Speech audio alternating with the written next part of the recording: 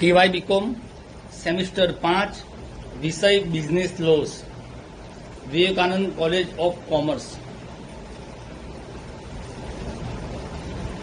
Business law paper 1 unit 1 ચાલે છે। એમાં 4 નાની શોર્ટ નોટ છે જોઈએ છીએ। એક છે પડદા નસીન સ્ત્રી સાથેનો કરાર।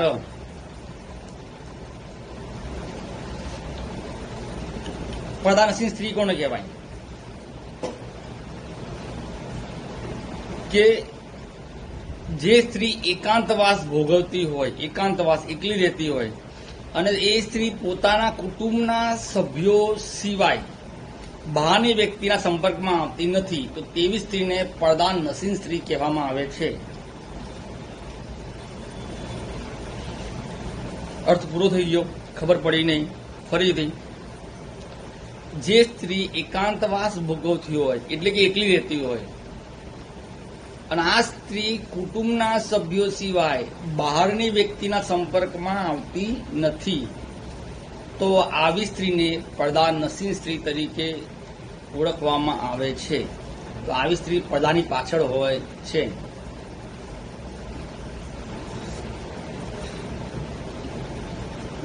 जेम के આપણે કોઈ કોમ ધર્મ કોઈની આપણે અવગણના નથી કરતા। મુસ્લિમ ધર્મમાં આ વસ્તુ હોય છે તો એને પડદા નસીન સ્ત્રી કહેવાય।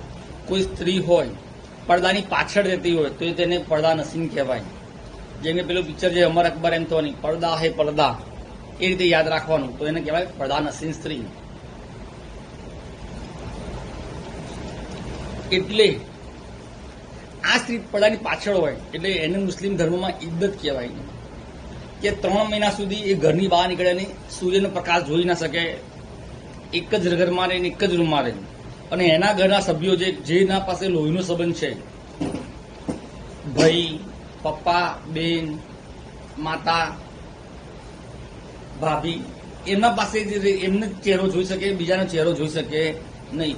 પણ જે સ્ત્રી પડદાની અંદર છે 3 મહિના સુધી અંદર રહેવાનું છે ને, કોઈના છૂટાછેડા થઈ ગયા હોય અથવા કોઈ સ્ત્રીને પતિ મરી ગયો હોય तो एवी स्त्री પડદાની પાછળ રહે તો એને કહેવાય પડદા નસીન સ્ત્રી।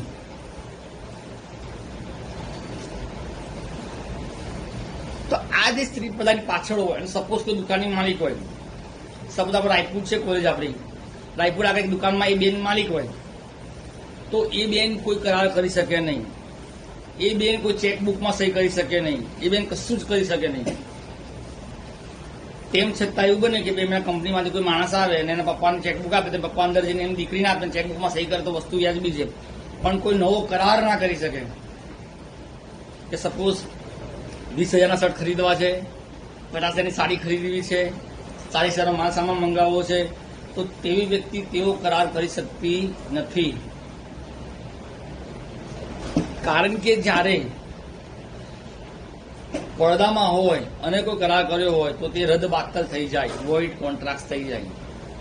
એમાં 4 પોઈન્ટ છે બુકમાં છે। કરારનું પાલન, પડદા નસીન સ્ત્રી સાથે થયેલા કરારનું કાયદેસર પાલન કરાવવું હોય તો જે વ્યક્તિએ આવી સ્ત્રી સાથે કરાર કર્યો હોય તો તેની નીચેની બાબતો સાબિત કરવી પડે। એટલે જો કોઈ પડદા નસીન સ્ત્રી હોય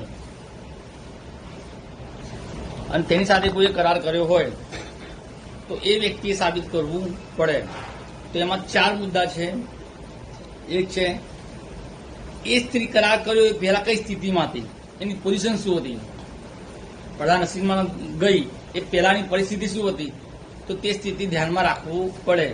બીજું છે તેની શરતો સંપૂર્ણ સમજાવી હતી, એ સ્ત્રી પાસે કોઈ બી કરાર કર્યો તો શરતો સમજાવી હતી કે હું પડદામાં છું, મારાથી બહાર નહીં નીકળાય, કઈ પણ બાબતની જાણ કરી હતી તો તે સંપૂર્ણ શરતોથી માહિતગાર હતી કે કેમ તે જોવામાં આવે છે। કરારના પ્રકારનું તેને સંપૂર્ણ જ્ઞાન હતું, કરારના પ્રકારનું અને તેની અસરો જે થાય એને બધું જ્ઞાન હતું સામેવાળા વ્યક્તિને। જેમ કે ભાડા કરાર કર્યો હોય, વેચાણ કરાર કર્યો હોય, કોઈ વસ્તુ સેલ કરી હોય, કોઈ નવી મશીનરી પરચેસ કરી હોય તો તેને સંપૂર્ણ એનું જ્ઞાન હતું। અને ચોથો મુદ્દો છે આ સ્ત્રીને નિષ્પક્ષ રીતે અને સ્વતંત્ર સલાહ મળી હતી। સ્ત્રીને સમજાવવામાં આવ્યું હતું કે ભાઈ આ રીતે કાર્ય થશે 10,000ની મશીનરી આવશે, 30,000ના માલ સામાન આવશે, બધું સમજાવવામાં આવ્યું હતું. તેમ છતાં તેને આ કાર્ય કર્યું હોય તો તેને કહેવાય પડદાનશીન સ્ત્રી સાથેનો કરાર. આ શોર્ટ નોટ છે, પરીક્ષામાં જનરલી પૂછાતી નથી, સિલેબસમાં છેલ્લે ભણાવવું પડે.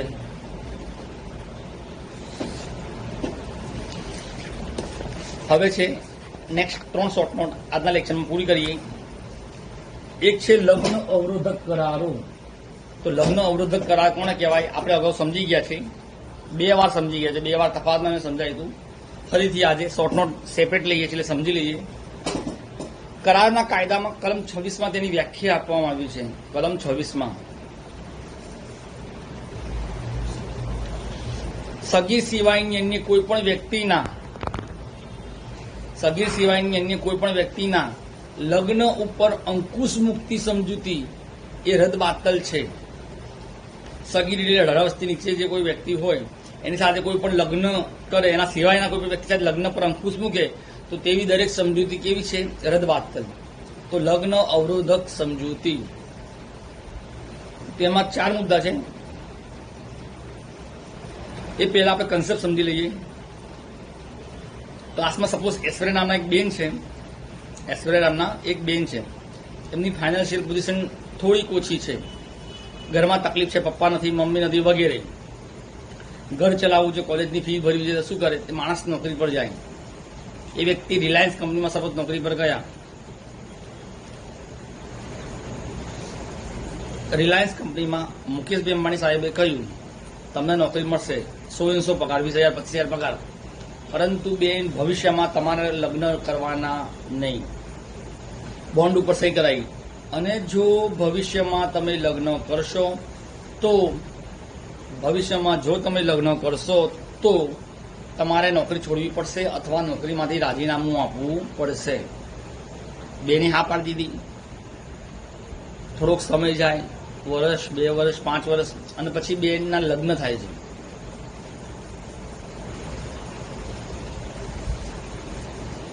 દરેક સમાજ હોય, એની રૂઢિ હોય, રિવાજ હોય, એ પ્રમાણે દરેક વ્યક્તિના લગ્ન થાય.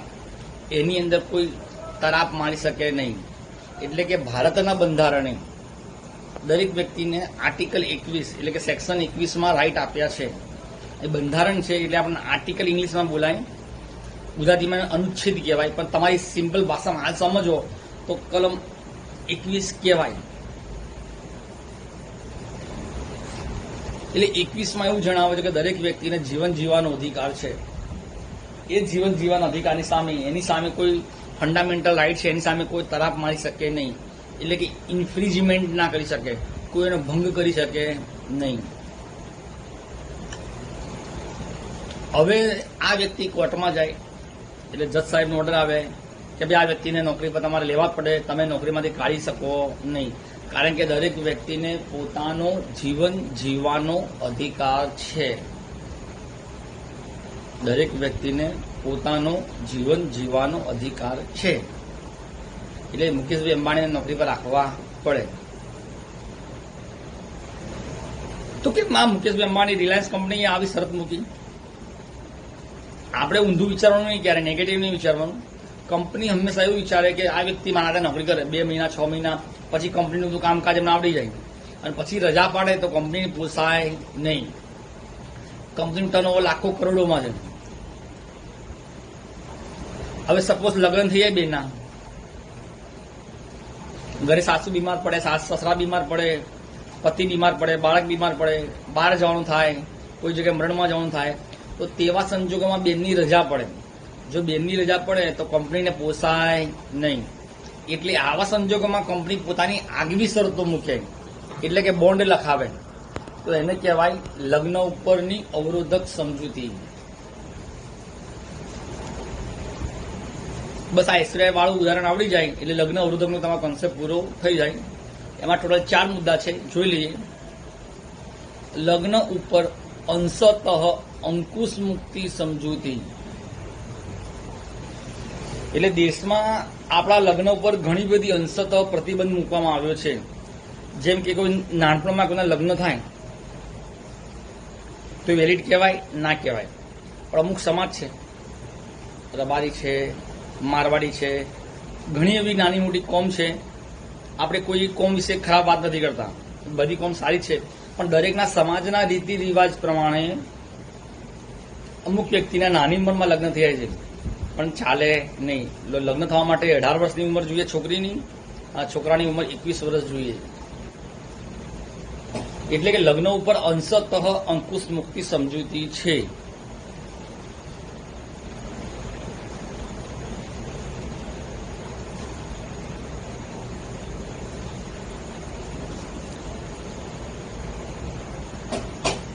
મુદ્દા નંબર 2, લગ્ન દલાલી અંગેની સમજૂતી. ઘણા સમાજમાં ઘરના દાદા હશે, ઉંમરલાયક કાકા હશે, અથવા કોઈ મોટો વ્યક્તિ હશે, મોટો મોભો વ્યક્તિ હશે સમાજમાં, એ બધાના લગ્ન કરાવે. ચલો ભાઈ એસઆરએફને બીના લગ્ન મણિનગર મોટા ફ્લેટમાં કરાયા, તો પછી એવું કહેશે કે 40 લાખના ફ્લેટમાં તમારા લગ્ન કરાયા, તમને 2% દલાલી આપો, તો દલાલી લેવાય નહીં. આ મકાનનું ભાડા માટે નથી, મકાનના વેચાણ માટે નથી. અમુક વ્યક્તિ દલાલી કરે, કમિશન ખાય, નફો લે, તો આપણે અહીંયા બ્રોકર નથી, દલાલ નથી, એટલે લગ્નની દલાલી ચાલે નહીં. એવું એક જજમેન્ટ રીતાંબર વિરુદ્ધ જગજીવનના કેસમાં અદાલતે આપ્યું હતું કે નાણાં આપીને પતિ જો લગ્ન કરાવડાયા પત્નીના, તો વસ્તુ ચાલે નહીં, દલાલી ગણાય નહીં. મુદ્દા નંબર 3,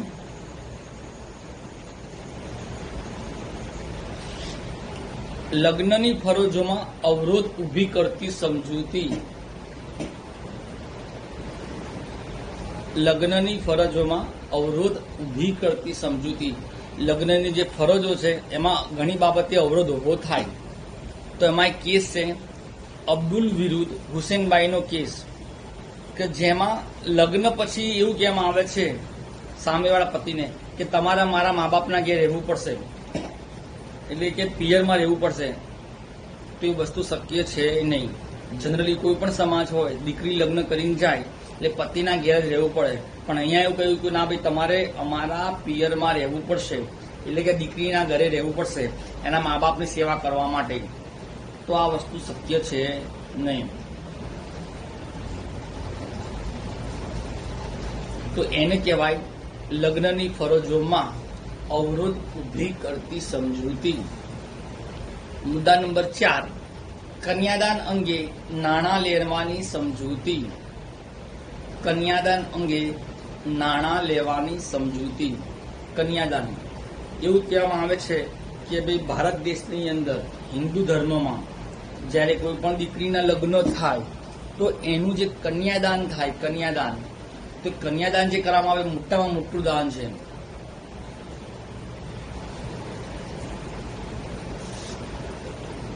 કોઈ સ્ત્રી છે, દીકરી છે, પણ એના પપ્પા મરી ગયા છે, તો પપ્પા મમ્મી હોય તો એ જ લોકો સારું કામ કરવા બેસી શકે, પણ બંને કપલ છે નહીં, પતિ પત્ની છે નહીં, એટલે માતા પિતા છે નહીં, તો એના કાકા કાકી અથવા મોટા પપ્પા એટલે મોટા બાપા, એમના ઘેરથી બા, કુટુંબના કોઈ પણ વ્યક્તિ એનું કન્યાદાન કરી શકે.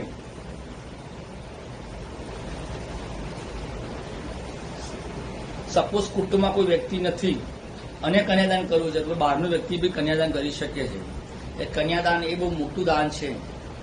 ઘણા સમાજમાં તમે જોતા હશો કે સમૂહ લગ્ન થાય, મોટા ફંક્શન થાય, તો ઘણા દાતાઓ એમાં પૈસાનો ફાળો આપે અને દાન કરે. કોઈ ગાય આપે, કોઈ ચાંદીની ગાય આપે, કોઈ કટલરીની વસ્તુ આપે, તિજોરી આપે, કબાટ આપે, ઘણું બધું દાન કરે છે. પણ કન્યાદાન બહુ મોટું દાન છે. જો કોઈ દીકરીના માતા પિતા અથવા કુટુંબમાં કોઈ ના હોય તો આવા સમાજના વ્યક્તિઓ અથવા કોઈ મોટા વ્યક્તિ આવીને કે કોઈ બી નાના વ્યક્તિ આવીને એનું કન્યાદાન કરી શકે છે. તો અહીંયા લગ્ન અવરોધક સમજૂતી ટૂંકનો પૂરી થઈ ગઈ. પછી નવી ટૂંકનો છે વેપાર અવરોધક કરારો. સવાલ લખવો તો લખો, રાઇટ ડાઉન. વેપાર અવરોધક કરાર એ રદબાતલ છે. આ વિધાનની ચર્ચા કરી તેના અપવાદ જણાવો.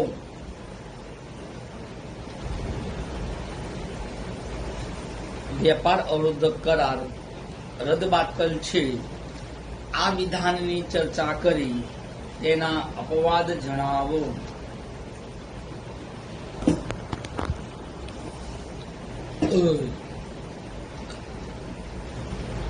મુદ્દા નંબર 1, વેપાર અવરોધક સમજૂતીનો અર્થ. તો કલમ 27 એટલે ભારતીય કરાર ધારાની કલમ 27 તેની વ્યાખ્યા આપવામાં આવી છે. શું કહેવામાં આવે છે? કોઈ પણ વ્યક્તિનો કાયદેસર વ્યવસાય અલ્પવિરામ ધંધો કે વેપાર ઉપર અંકુશ મુક્તિ સમજૂતી તેટલે અંશે રદબાતલ છે, એટલે કે તે વેપાર અવરોધક છે. એટલે કે કોઈ પણ વ્યક્તિનો કાયદેસરનો વ્યવસાય હોય, વ્યવસાય એટલે પ્રોફેશન કોનો હોય? તો ડોક્ટરનો હોય, સીએનો હોય, વકીલનો હોય. તો આ બધા પ્રોફેશનમાં ગણાય, વ્યવસાય કહેવાય. ડોક્ટર પ્રેક્ટિસ કરે તો શું કે પ્રેક્ટિસ, ડાક્ટરનું સારવાર કરે, એમબીબીએસ ડોક્ટર હોય, એમડી ડોક્ટર હોય, એમએસ ડોક્ટર હોય. સીએ આપણે બધા બીકોમ કરીએ છીએ, બીકોમ પછી આપણે સીએ કરવા જઈએ, અથવા 12 પછી કોઈ ડાયરેક્ટ સીપીટીની એક્ઝામ આપી સીએ કરવા જાય, ચાર્ટર્ડ એકાઉન્ટન્ટ. તો સીએ એટલે પ્રોફેશનલ કહેવાય, વ્યવસાય કહેવાય. તો વ્યાખ્યામાં આગળ શબ્દો આપણું તો કાયદેસર વ્યવસાય, કાયદેસર હોવો જોઈએ, પણ ઇલીગલી ચાલે નહીં, એટલે ગેરકાયદેસર ચાલે નહીં. ધંધો, દરેક વ્યક્તિ પોતાનો ધંધો કરે. જેમ કે રતનપુરની અંદર દુકાનો છે, આસોપાલવ, દીપકલા, સાડીની દુકાન, કપડાની દુકાન, શેરવાની, સૂટ, જે બધા કપડા મળતા હોય એ દુકાન, એ ધંધો છે. શર્ટ વેચે, પેન્ટ વેચે, કપડા વેચે, ધંધો છે. આપણે કોઈ પણ મોલમાં જઈએ, નેશનલ હેન્ડલૂમમાં જઈએ, ડી માર્ટમાં જઈએ, રિલાયન્સ મોલમાં જઈએ, એ બધો ધંધો છે. ધંધો અથવા એને વેપાર કહેવાય. કોમર્સના વિદ્યાર્થીને આટલું લાંબુ સમજાવવાનું હોય નહીં, પણ જસ્ટ આપણા કન્સેપ્ટ સમજવો પડે કે જો કોઈ વ્યવસાય કે ધંધા ઉપર અંકુશ મૂકે, એટલે કે કંટ્રોલ કરે, તો તેને આપણે વેપાર અવરોધક સમજૂતી કહેવાય. તો આ વેપાર અવરોધક સમજૂતી છે, એમાં કલમ 27 છે, જે વ્યાખ્યા આપી છે તેના અપવાદો છે. તો એમાં કુલ 4 મુદ્દા છે. આપણા કાયદાની અંદર અપવાદો આવે. વ્યાખ્યા બની ગઈ, નિયમ બની ગયો, પણ એના અપવાદ હોય. જેમ કે અગાઉના લેક્ચરમાં સમજાવ્યું હતું, કોઈ ક્લાસમાં ભાઈ છે, 8 વાગે લેક્ચર સ્ટાર્ટ થઈ જાય, સપોઝ 8 વાગે લેક્ચર સ્ટાર્ટ થાય છે, એ ભાઈ 8:15 આવે છે, તો એના ક્લાસમાં પરમિશન નથી આપવામાં આવતી કે ના ભાઈ ગેટ આઉટ, લેક્ચર પત્યા પછી આવો. પણ 8:25 કોઈ બીજા કોઈ ભાઈ અથવા બેન આવે છે, પણ એને એલાઉ કરવામાં આવે છે કે હા તમે ક્લાસમાં બેસી જાઓ. તો આવું ભેદભાવ કેમ? તો ત્યાં શબ્દ આવે અપવાદ, ઇંગ્લિશમાં કહેવાય એક્સેપ્શન્સ. તો આ જે અપવાદ છે એ ધ્યાનમાં લેવામાં આવે. હવે 8:15 જે ભાઈ આવ્યા એને ક્લાસની અંદર ના આવવા દીધા. કેમ? કારણ કે એ તો આપણે રાયપુર કોલેજથી નજીક રહેતા હતા, મણિનગર અથવા નજીક બાપુનગર રહેતા હતા. પણ 8:25 જે ભાઈ આવ્યા, ભાઈ અથવા બેન ક્લાસમાં આવ્યા, વિદ્યાર્થી, પણ એ વ્યક્તિ નડિયાદથી આવે છે દિલ્હી અથવા આણંદથી આવે છે, અને ટ્રેનમાં 8:05 અમદાવાદ કાલેપુર રેલવે સ્ટેશન ઉતરે છે, અને પછી ત્યાંથી ઓટો રિક્ષા કરી પછી આપણી કોલેજ આવે છે. એટલે એને અપવાદ કહેવાય. કોઈ વ્યક્તિનું પોતાનું જેન્યુન રીઝન હોય અને લેટ આવે, અથવા કોઈ કાર્યમાં ઢીલ થાય, તો એને અપવાદ ગણીને એને માફ કરવામાં આવે છે. પરંતુ પરીક્ષામાં ચોરી આપણે કરીએ કે અપવાદ છે, કાલે મારા દાદા બીમાર પડી ગયા, દાદી બીમાર પડી ગયા, ચોરી કર્યું સાહેબ, તો એ ના ચાલે હો, તો એ ઇલીગલી કહેવાય. પણ દરેક જગ્યાએ એનો મિસયુઝ થાય નહીં, દુરુપયોગ થાય નહીં. બરાબર? એટલે આ અપવાદ કહેવાય. એમાં 4 મુદ્દા છે. મુદ્દા નંબર 1, ગુડવિલ સહિત ધંધાનું વેચાણ. ગુડવિલ ગુજરાતીમાં કહેવાય પાઘડી. કોમર્સના વ્યક્તિને પાઘડીનો લેક્ચર આપવા જાવ તો હજી મારો કલાક જતો રહે. પણ આપણે પાઘડી જાણીએ છીએ, મિલકત લેણા, પાકું સરવ, જમણી બાજુ પહેલું લખીએ પાઘડી. પાઘડી શું છે? તો દરેક કોઈ દુકાન છે અથવા ધંધો છે અથવા કોઈ પણ વ્યક્તિની મિલકત છે, એના કિંમત કરતા પણ એની ઘણી કિંમત આવે અથવા વધારે કિંમત આવે, તો એ કિંમતને પાઘડી કહેવાય.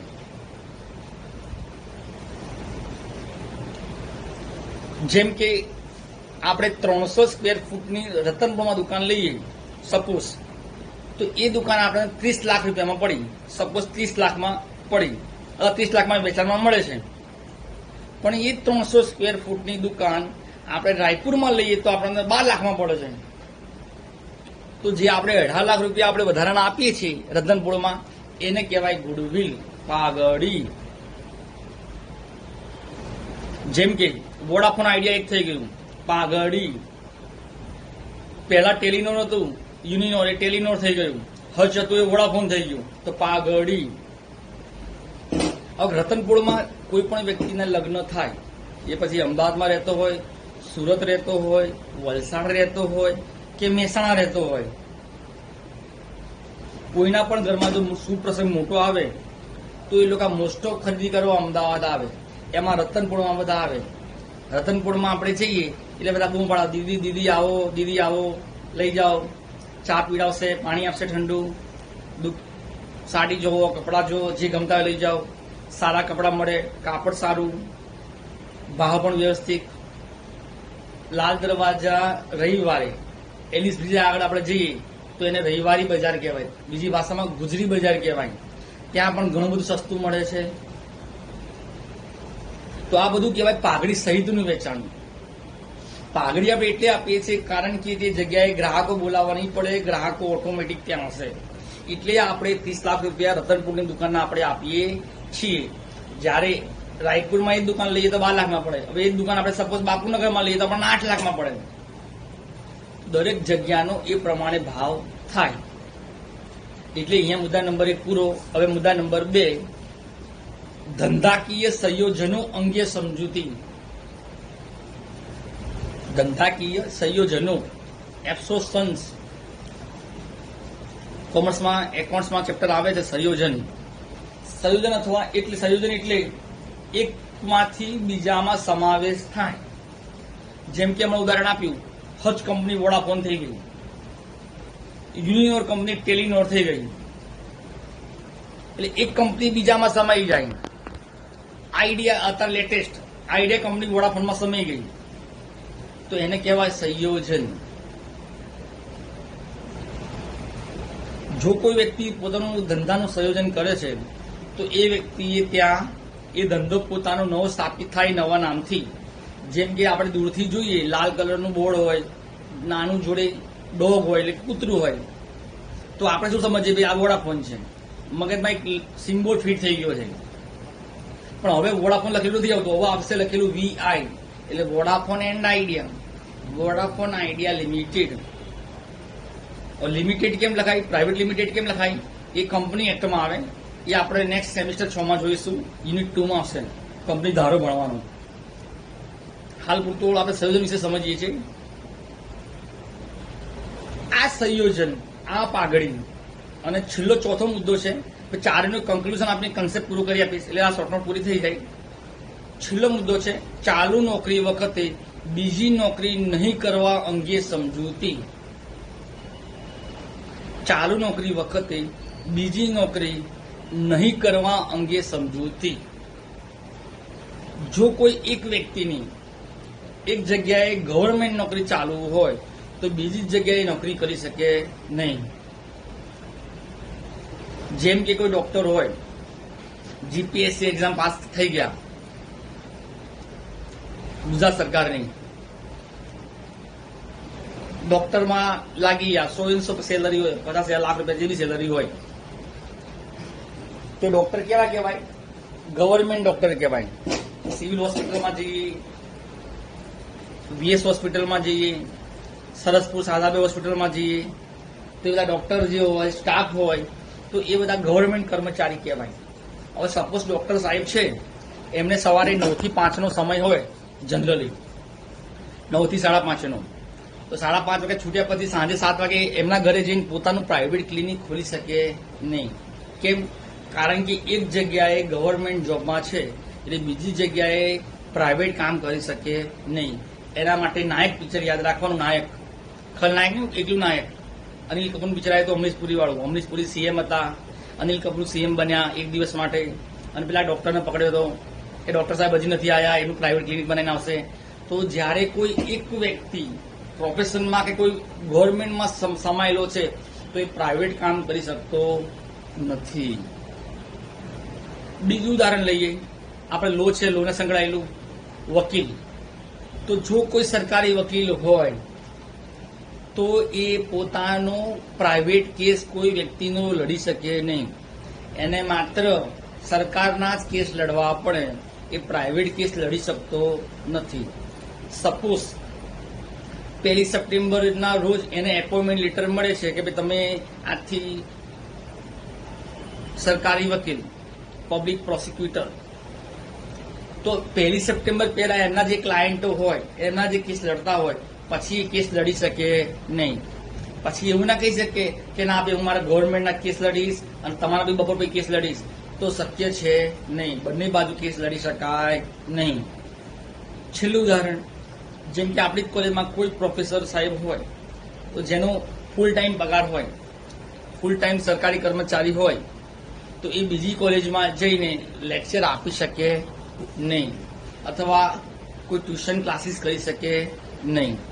હા, કોઈ કોલેજમાં લેક્ચર આપવા જઈ શકે ક્યારેક, પણ એને કહેવાય હોનરેબલ લેક્ચર. માનદ